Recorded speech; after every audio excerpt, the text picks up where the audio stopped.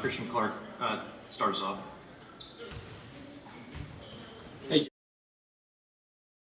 you've played with Lonzo for a while. I was looking at some of his passing numbers and just number of assists he has when he's behind the half-court line. What do you think about the way he throws the ball ahead in transition and the pace that he kind of makes the team play at? Yeah, I mean, he makes it play at an unbelievable pace. I mean, being able to make a pinpoint pass from three-quarters court, whether that's, for a three, for JJ or Twan or somebody in the corner, or, a lob to Zion. So, I mean, it's such an advantage for us being able to have that. I mean, if a team scores and 2 seconds later we get a lob to Zion for a dunk, I mean, as, for the other team it's deflating, and for us it's a big, it helps with momentum. Josh, David Grubb with the Bird Rights. A couple quick things. Number one, can you just talk about the excitement of having this opportunity to compete for the playoffs? And the second, when you look at the rookies, Jackson and Nickeil and Zion, mentally, what did you notice about them and their growth over the time that you guys were apart? I mean, the first part of that question, I'm very excited to compete for a playoff spot. I've never been. A lot of the guys in there haven't been to the playoffs, so that's the goal for us this season is to make it to the playoff, and we think that's a very reachable goal. But the second part of that question, I mean they've been so strong mentally. I mean, rookie year it's draining. You go from being one of the top options on your college team to playing big minutes to You never know what game by game what it's going to be. Whether it's going to be someone goes down with an injury or foul trouble, or you go in and you make a couple shots, play well, and next thing you know you're playing more minutes. So they've done an amazing job mentally, just staying strong. Because I was there. A lot of guys that were rookies would tell you, man, it's one of the hardest years you have in the league. So they've done an amazing job, and we're going to definitely need them for this next 2-3 week stretch.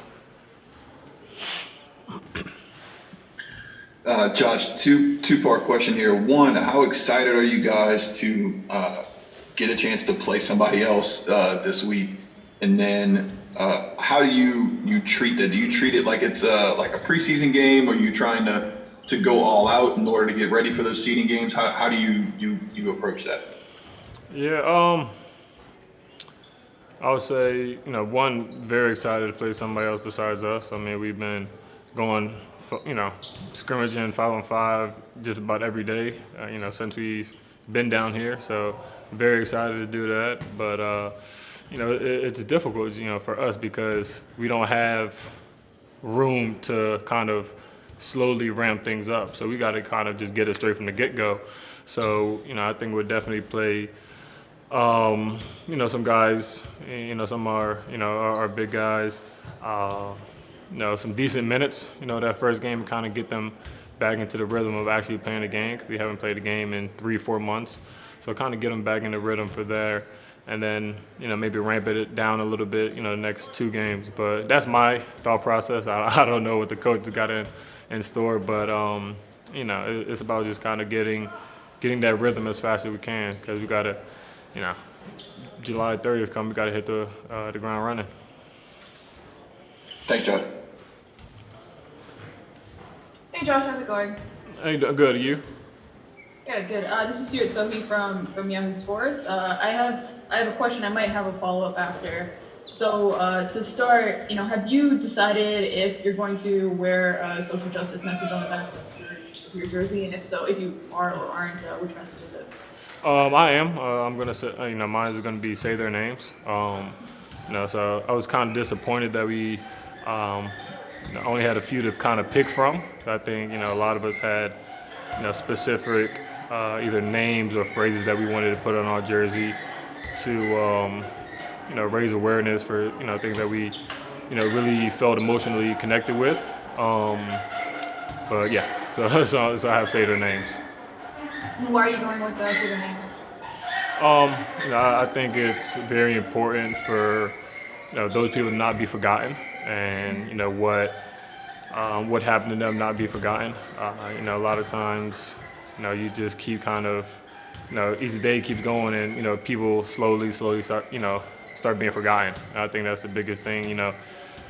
For the ones that's not affected, immediately, on that, we don't know what it's feel. What it's feel. We don't have to fill a void, but those families have to fill a void, and it's challenging and it's hard for them. So we don't want them to feel like they've been forgotten about, and we want to make sure that we know who they are, and we're there with them no matter what.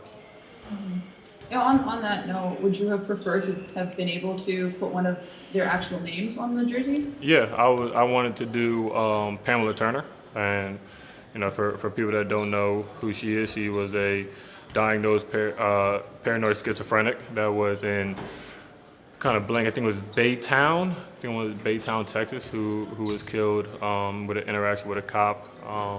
So that was kind of what I wanted to put there, just because, one, I wanted to, give women and females a bigger platform, because I feel like they haven't, had their stories told enough. One, and then two, just kind of go to the defund the police aspect of it. And obviously, some people are misled by other people with the defund the police phrase. They think it's just, no police, and it is what it is. But, it's about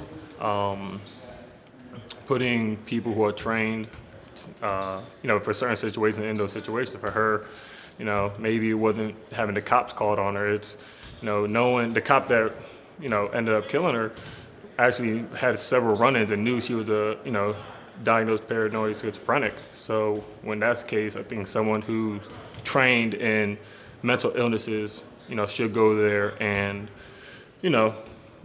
devolve the situation or just kind of help the situation out, not just, police officers who are trained to arrest. And I think that's where the defund the police things goes. And, that's something that definitely resonated with me. So, obviously weren't able to do that, but hopefully a lot of the guys that had phrases and had people's names, talk about that and help just continue to bring awareness to, to those people. Thank you, Josh. Appreciate your time. Yeah, appreciate it.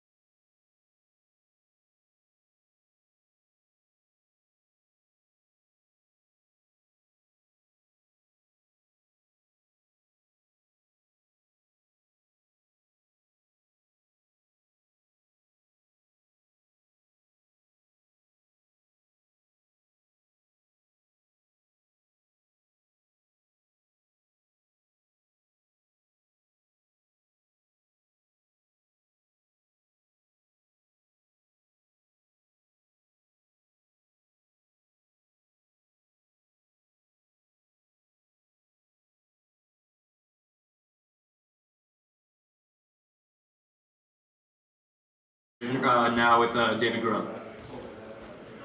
Hey, Coach, David Grubb from the Bird Rights. Can you talk about the rookies, Jax, NAW, and even when Zion was in practice? What did you see in their development, particularly on the defensive end, mentally? Have you seen them grow in understanding of what they need to do on that end? Well, I think so. I think one of the things that have happened, especially with Jackson as a big guy, especially in screening roles, and those are the toughest adjustments I think you have to make as a big guy in the league, guarding screening roles. And one of the things that he's gotten much better at is that in our screening role defense, the big has to be able to guard two at once. Guard the ball handler as well as his guy rolling to the basket, and he's done a much better job so far of being able to pick up the nuances of understanding what to do in those situations. So I feel like he's gotten better. I think Nickeil has really improved from the standpoint of being able to contain the ball. If he's going to be on the floor defensively, our number one thing is that we have to contain the basketball, and he's done a much better job. Since we've gotten here and started practice, of being able to contain the ball some. So Zion was getting better just overall defensively from the standpoint of understanding rotations and things like that. So, they made improvements, and we'll just have to see when the actual scrimmage and the games start how much that plays into it. Hey, Coach Rod Walker with the Times-Picayune Advocate. Today, some NFL players sort of expressed their concerns about returning and playing in the, during this pandemic. Why do you think the NBA was so successful in getting their, players to buy in and be all in? Well, what do you think the NBA did right? I think you would have to be here to totally understand, but I think, they met so many times with the Players Association. I think that the safety first thing really resonated with the players. If you were here, I think you would understand it much better from the standpoint of they've taken every precaution that you could possibly ever take, and the players' safety is the number one thing here, and I think the players, everything that they asked for, everything that they tried to make them understand, the NBA tried to do it. So they felt pretty good about coming back and actually playing. They wanted to get back out and play, I think, if you ask most of the players here. So they felt, I think the biggest thing was that they felt safe coming here after everything that was done. And if you ask the coaches and any other staff members that was here, they'll tell you that they've created a very, very safe environment here, just from the standpoint of checks and balances in all situations, to get into the hotel, to get into the place to eat, to riding on the bus, to come into practice, and the way practices are set up. And I think you guys are going to be pleasantly surprised when you see the arena and the way the games are presented, because I think it's going to be very satisfying to everybody out there. Thanks, Coach.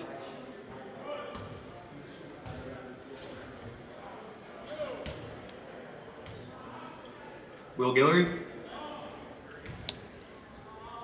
We'll move to Caroline Gonzalez. Hi, Coach. Obviously, the month of time that you guys have had is a tight window to get back in professional basketball shape. What's been the biggest challenge of only having that month and getting guys ramped back up? Well, I think, as you said, it's just the idea of being in basketball shape. I think our guys, from a conditioning standpoint, came back in pretty good shape. But to get your basketball legs under you and feel comfortable and not just a 40-minute scrimmage, but a 48-minute game, I still think that takes a little time. So it remains to be seen how they're going to react to a 48-minute game. But I think as coaches, we'll play a lot more guys, and the rotation will be a little different anyway.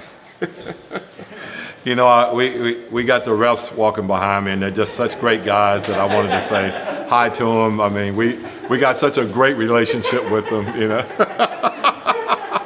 Sorry about that, Caroline. But no, I really do. I think we're in a situation where, we'll have to see. I don't think anyone's going to really know until we actually start playing those games. But the guys are really excited about it, and I'm sure as we play 1 game, 2 game, 3 games, there'll be an adjustment where it'll be pretty good.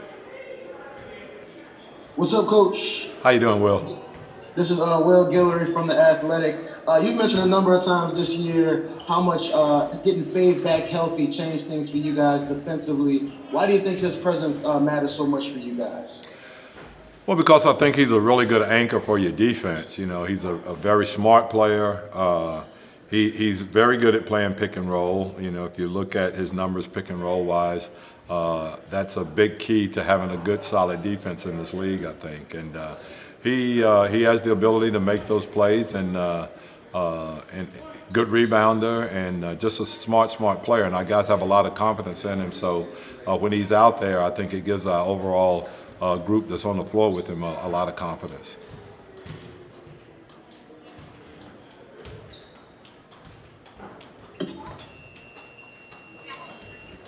It's Malika. I was just curious, are you approaching these scrimmages now that they're like 2-3 days away? Is it more similar to an extension of practice, or is it more similar to a game in how you're approaching this? Oh, Malika, I think it's going to be a little bit of a combination of both. We're going to work on some things and probably play some combination of people that we would not normally play in a regular season game, but we're trying to find out some things about some of the guys that we have and the rotations and how they may work in certain situations, and we will use these scrimmages as a gauge to those rotations and how exactly or how efficient they are. So I think it's a little bit of a combination of both. We also want to play good, solid basketball. One of the things that I think that is really smart is that we're not televising the first ones because I don't know if that would be a good idea to I think we're not. I don't know. At least I was told that. Maybe it is. But I think we want to present a really good product when we do then turn it over to the general public or show it to the general public. So we will be doing some things, but we also want to play good basketball when we're out there. Coach, we're about to speak to a couple guys that are very vocal and active from the bench when they're not in the game, as far as, guys that stand up and cheer and do a lot of stuff like that. How important do you think it's going to be to have, a very energetic bench of guys that aren't in the game, considering there aren't going to be fans, and I'm sure the atmosphere is just going to be so much different? Yeah, we talked about this over a month ago, really, before we even, before we knew exactly how this was going to work. But we talked about how important the bench is going to be, and the enthusiasm from the bench and the pick-me-ups from the bench. I think it's going to be really important. But I also think the way they have this whole thing set up and the way the arena is set up, I think it's going to be a lot different than anybody anticipated. It's going to be a good atmosphere in the arena when everyone sees the way they have done this, and when you mix in what technology that we have and everything that is going on, it's not going to be a situation where we're in an arena and we're dribbling a basketball and you can hear it because there's no one there. They've set this thing up. I went through it yesterday. They set it up where I think it's going to be pretty exciting for the fans and really exciting for the players also. Thank you for your time, Coach. All right, you guys be good. We'll try.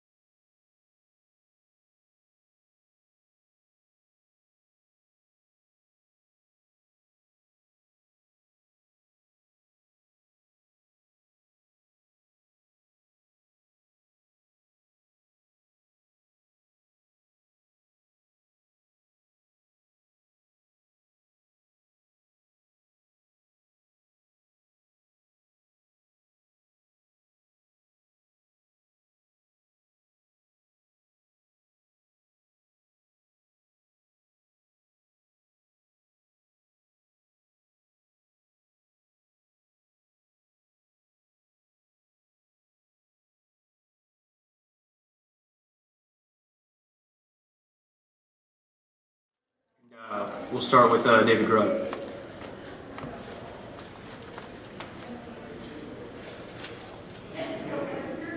Nickeil, it's David Grubb with the Bird Rights. During that time off, how much did you go over your game film and just look at what you were doing defensively, and just talk about the adjustment from coming from a college point guard to being an NBA point guard, and just how difficult that has been? It hasn't been the smoothest path, really, but I mean, it's been fun. Fortunately, I've had great vets and guys that are willing to be patient with me, take their time with me, and explain things to me, break things down.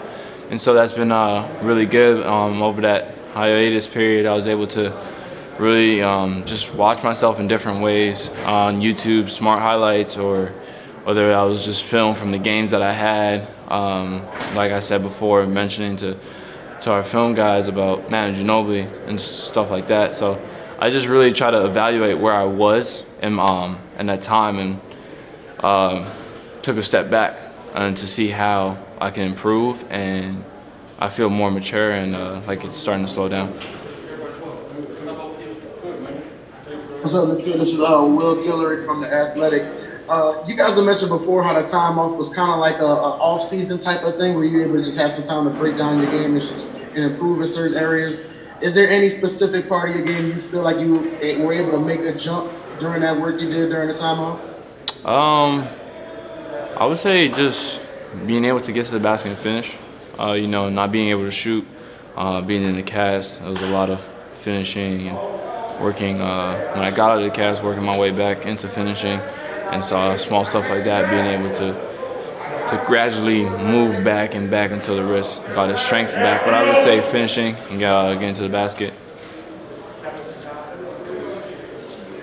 Hey, Nickeil, Coach Gentry talked earlier about how a month or so ago, you guys as a group discussed the importance of the bench as far as the energy and enthusiasm that guys are going to have when they're not in the game.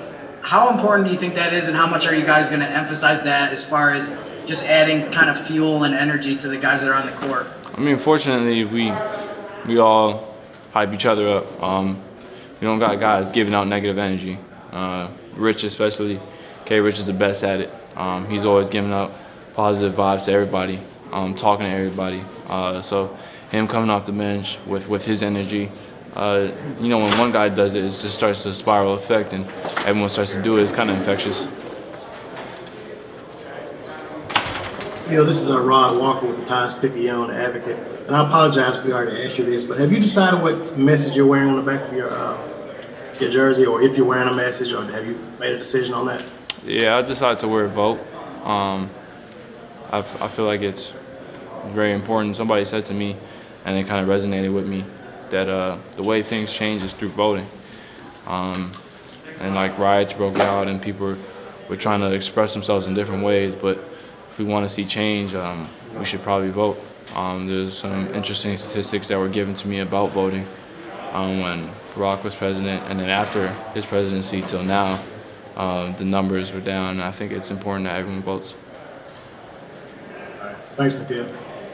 Hey, Nickeil, this is Christian Clark with NAW.com. I know a lot of the video we saw during the hiatus was you doing stuff with your left hand. I know you shoot with the right, obviously. I was just curious, what do you consider your dominant hand, and what do you do just everyday tasks with, like brush your teeth and write and stuff like that?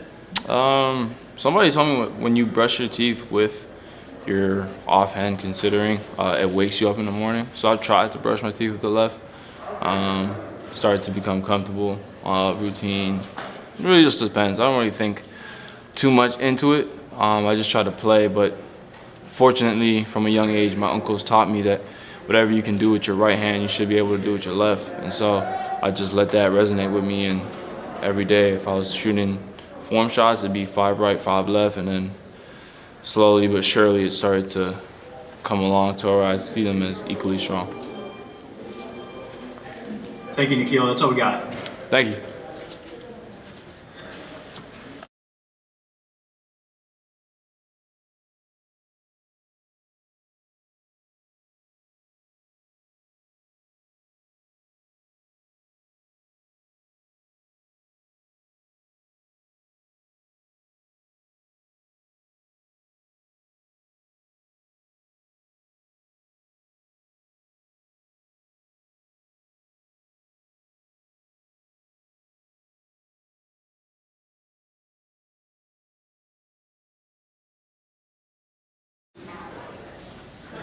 What's up, Zylan? This is Will Guillory from The Athletic. How much do you think being able to join the team in the bubble and participating in these practices has helped you kind of grow your game compared to where you were before, the season shut down?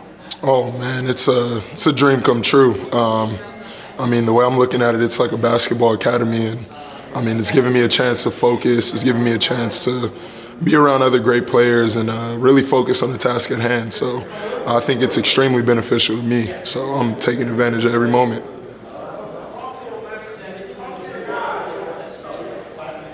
Zylan, I think you're an early candidate for Hype Man of the Year for the Pelicans. Obviously, you're the most hype man at practice. Your voice carries very loudly in practice and everything. Obviously, knowing how much weight the celebrations and things on the bench will carry, have you practiced anything? Do you kind of reserve those things for game time? Like, what's your prep for those things? Well, I mean, I think it really just comes naturally. I mean, even growing up as a kid, I used to get in trouble in class for talking too much. So I just found a way to transfer it and make it something positive. My energy and the way I approach every day just comes from my love for the game, my love for being around my teammates, and the situation I'm in. It wasn't promised, and I'll never take any moment for granted. And I'm happy to be here, and every moment I'm here, I'm gonna make it known. Zylan, this is David Grubb from the Bird Rights. With Zion out for a little while and Brandon probably playing a few more minutes at the 4, there's going to be minutes at the 3. Your physicality is something that's kind of sets you apart. You're able to average a double-double. What are you going to try to bring to that position when you get some minutes during these exhibitions?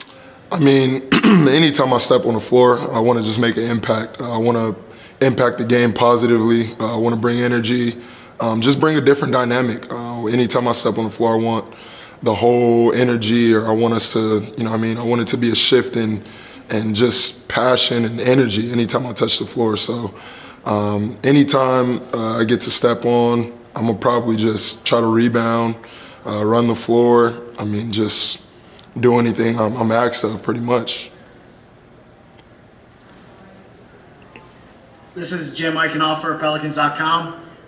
Caroline actually asked almost exactly the question I was going to ask you, so I'd ask you more specifically. This was something I meant to ask you during the season but never had a chance to. Do you have like a specific celebration depending on the guy when he makes a three-point shot? It seemed like you had like something for each one. You had something for a couple of the other guys when they make a three. Yeah, I'd say it pretty much just comes naturally. You spend so much time with these guys. You're going through practices. You're seeing practices where guys are making shots, and you kind of catch on to their tendencies and kind of what they like to do. So I've kind of had like that natural feel for filling guys out and seeing who's more hype and who I can be more hype and jump around with, or who I could just have a subtle celebration with. And I think it just comes over time. It's more of a natural thing. What's up, Zylan? This is Will again. Before Zion left, it seemed like some of those videos they put up, you were one of the guys that were guarding him in a lot of these practices. Can you just tell us what it's like to defend him, in some of these practices, and what it's like just to battle with him one-on-one in some of those matchups? Well, it's never really a one-man job, especially when it comes to players who impact the game as he does. It's a constant guessing game. You're trying to guess right, because if you don't, it might be detrimental. So, I just try to approach every practice anytime I'm matched up with him as, I'm guarding somebody who, he's going to exploit any mismatch. He's going to exploit any mistake I make. So I just try to make things tough for him. Try to limit what he wants to do and make him do something he doesn't want to. But, guarding any great player, they get paid to do what they do. So, it's kind of hard to take him out of what he wants to do, but, you just got to try. And I think I did a pretty good job. Hey, Zylan, Andrew Lopez from ESPN here. I guess last two questions for you. One, have you decided what you're going to have on the back of your jersey, if anything? And then second, I heard you talk about your shirt right before. Tell me just a little bit about what your nonprofit is. Oh, okay. Yeah, I think I went with Say Their Names. I was going to go with a whole host of things, but I think Say Their Names is probably the most, the one that hits home most with me. Just considering, I just feel like social media does justice when on the initial, when things like this happen. It's a big deal initially, and then eventually it just kind of blows over. And I think that's a big thing of why we're not really receiving the justice that we deserve. And I think saying their names and making it relevant that, this isn't over until, justice is served. I think that's pretty much a big deal. As far as my shirt goes, school projects is something me and one of my best friends back home, Justin Owens, we pretty much started a nonprofit organization that we've been talking about since pretty much our junior year of high school, basically focused on South Phoenix and just developing the whole culture, starting with the school systems as far as providing kids with different opportunities that we didn't have coming up. I've already done various things as far as donating and just trying to change the culture where I'm from. It's such a poverty-driven neighborhood, and it's not really much hope to come out of there. So I want to change that narrative, and school projects is a step in the right direction as far as getting multiple communities, multiple people trying to reach out for funding, and just, putting our best foot forward, letting the kids know that, we're here for them. It's the environment that I came from, and I don't know where I would be without it. So I want to change the narrative for the next kid coming up. Thanks, Alan. No problem. Thank you, Zylan. That's all we got. Thank you. Thank you. Appreciate you, man. Appreciate you.